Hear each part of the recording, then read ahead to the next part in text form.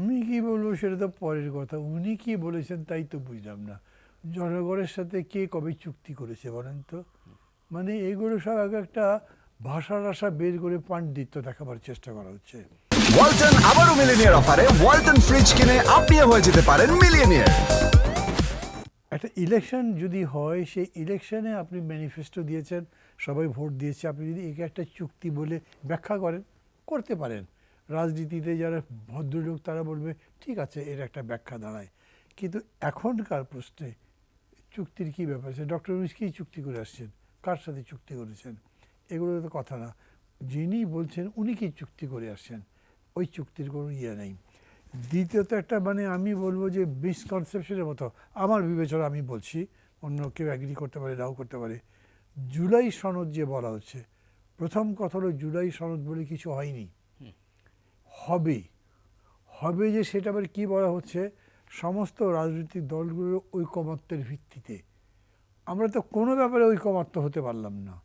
তাহলে জুলাই সনদের ব্যাপারে ঐকমত্য হয়ে একটা আগে সনদ তৈরি হোক, তারপরে এটা একটা ম্যান্ডেটরি ব্যাপার হচ্ছে সবাইকে অ্যাগ্রি করতে হবে। ওই সনদ সবাই তো অ্যাগ্রি নাও করতে পারে। বাংলাদেশে বহু রাজনৈতিক দল এখন তো বেরিয়েছে যারা 6 দফা, যেটা পরে মাগনা কাটা হয়েছিল, সেটা মেনে আসেনি। ওই চুক্তি তো কেউ করেনি, চুক্তি করা লাগেনি। এত বড় মুক্তিযুদ্ধ হয়েছে, তারপরে চুক্তির কোনো ব্যাপার নেই। একটা হয় কি, ধরেন একটা নেশনের একটা মাগনা কাটা থাকা উচিত, এটা একটা commonness of the whole people of the country, এই অর্থে আমি বলছি আর কি। সেরকম যদি কোনো উদ্দেশ্য থাকে, সেটা কিন্তু বেস্ট ছিল এটার সময়। মূল কথাগুলো তো সে ফ্রেঞ্চ রেভলিউশনের ট্র্যাডিশন থেকে। তো ফ্রেঞ্চ রেভলিউশনে কী হয়েছে, একটা ঘটনা ঘটেছে, সেটাকে বিপ্লব বলা হয়েছে। এই বিপ্লবের পেছনে মানুষের যে আকাঙ্ক্ষা ছিল সেটাকে ধারণ করা হয়েছে। আগামীতে যেটা আরও করতে চাই আশা, সেটাকে ধারণ করা হয়েছে, করে হয়তো একটা ডিক্লারেশন বলা হয়েছে।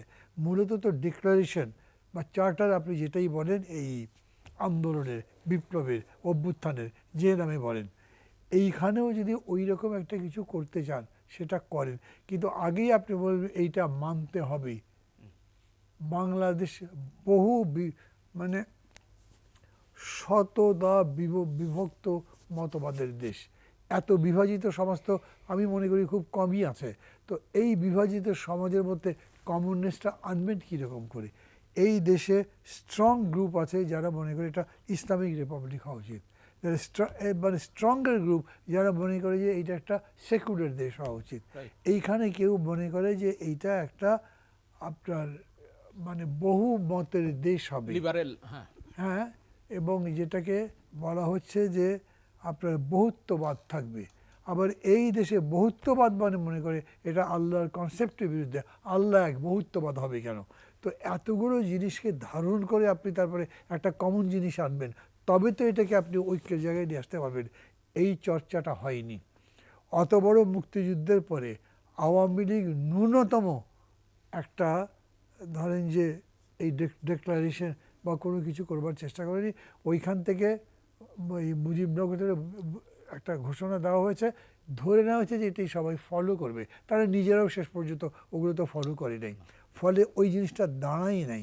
এখন যে উনি বলেছেন, আমি বলবো যদি সমস্ত ধরনের ওপিনিয়নগুলোকে অ্যাসিমিলেট করে সেরকম একটা বক্তব্য দাঁড় করাতে পারেন যেটা সবার কাছে অটোমেটিক গ্রহণযোগ্য হবে, অথবা সামান্য কিছু ব্রাশিং করে পারসিউ করে গ্রহণ করিয়ে তারপর সেই রাজনীতি শুরু করা যাবে, আমি সেটা ওয়েলকাম করব।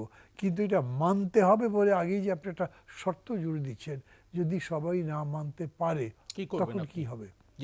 এরকম তো কেউ চুক্তি করে আসলে যে মানবে এবং সেই মানার ভিত্তিতে তাকে রাজনীতি করতে হবে।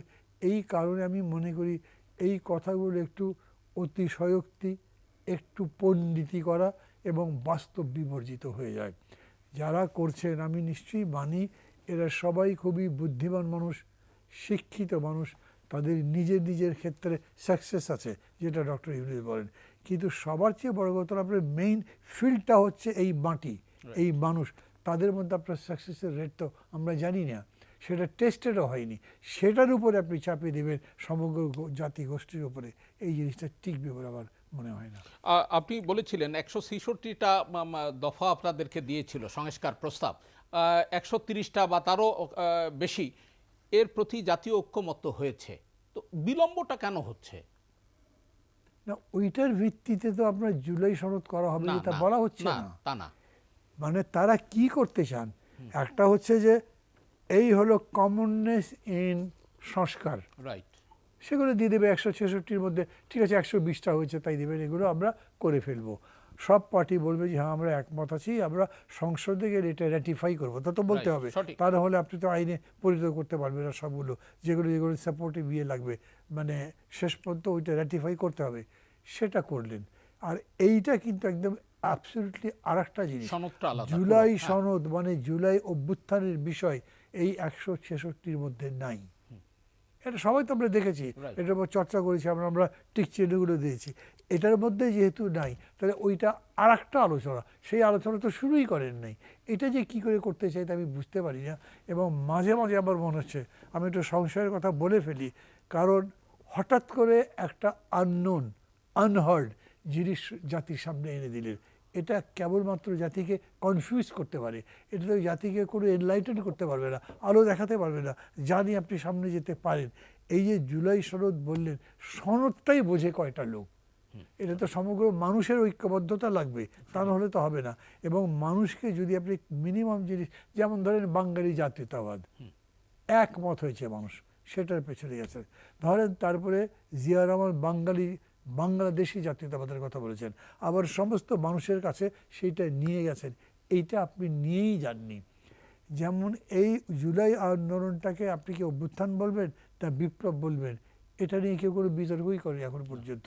বিপ্লব কি আর অভ্যুত্থান কি, দুটোর মধ্যে তফাৎ কি, দুটোর আশাকাঙ্ক্ষার বিষয় কী কী ছিল, মানে কোনো চর্চাই হয়নি, আমি এক কথায় বলবো।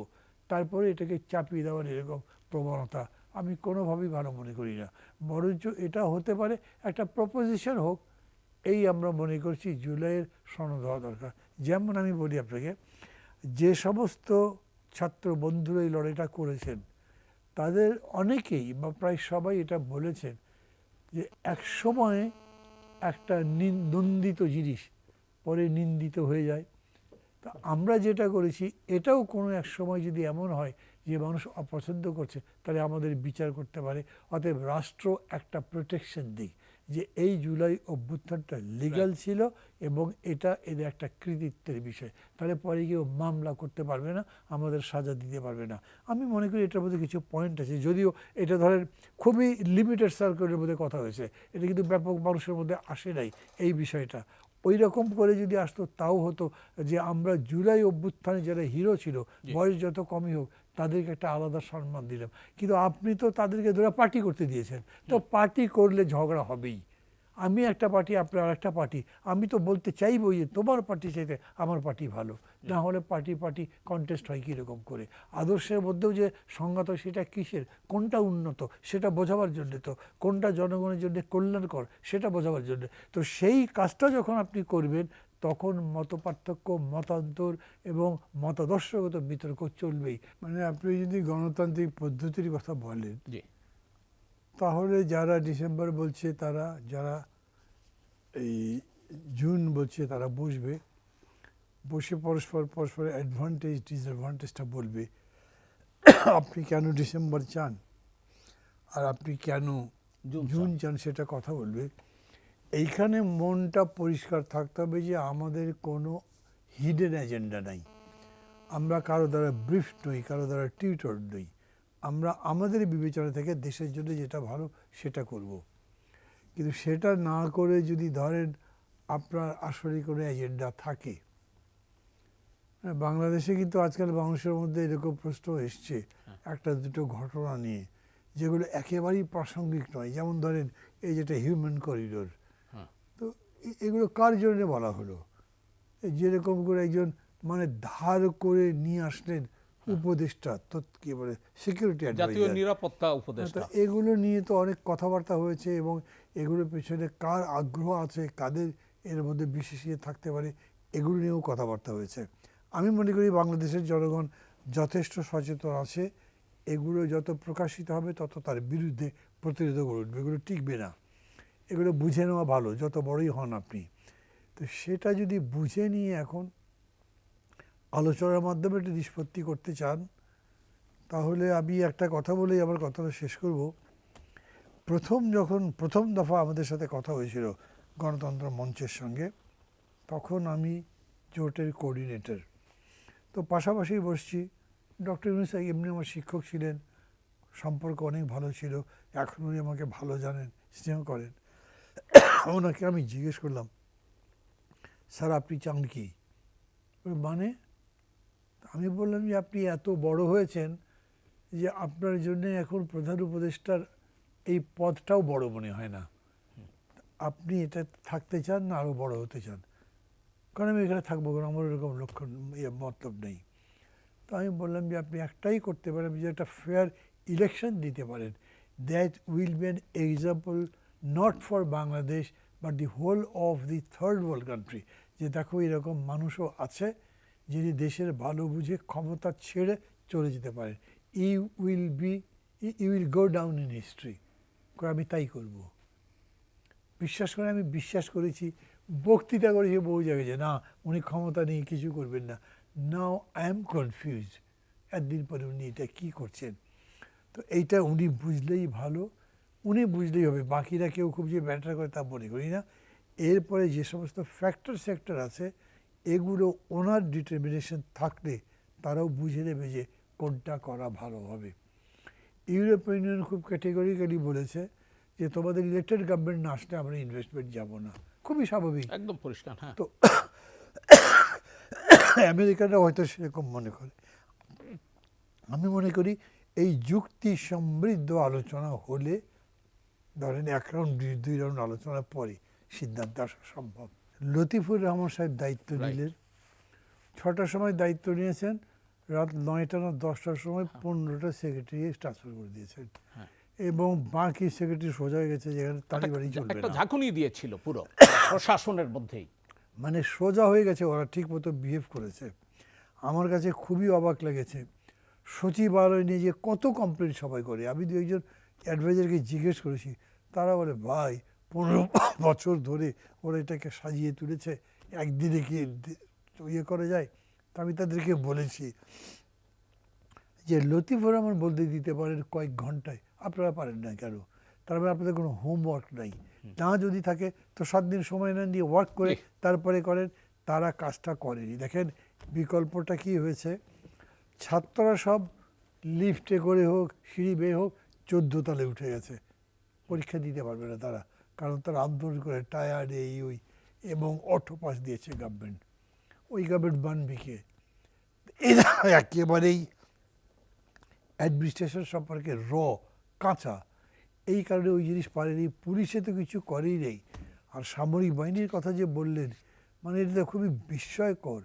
প্রধান সেনাপতি যে ওপিনিয়ন দিয়েছেন এই সময়ে ভোট হওয়া উচিত। আমাকে 2-1 জিজ্ঞেস করেছে যে উনি যে বললেন এটা কি ঠিক করলেন? তা আমি বললাম যে ভাই প্রচলিত বিধান দেখলে তো ঠিক করে নাই, কিন্তু 5 তারিখের পরে নতুন যে গভর্নমেন্ট হলো সেই গভর্নমেন্ট তো এই ভদ্রলোকই ঠিক করেছে। উনি ক্যান্টনমেন্টে সবাইকে ডেকেছে, সব পাঠিয়ে গেছে, বঙ্গভবনে সবাই গেছে, সব পাঠিয়ে গেছে, তখন থেকেই উনি এটার মধ্যে ইনভলভ আছেন। সো এখন ওই আইন দেখে লাভ নেই, আমাদের চেষ্টা করা উচিত যাতে সব কিছু মিলে আমরা সলিউশনে যেতে পারি।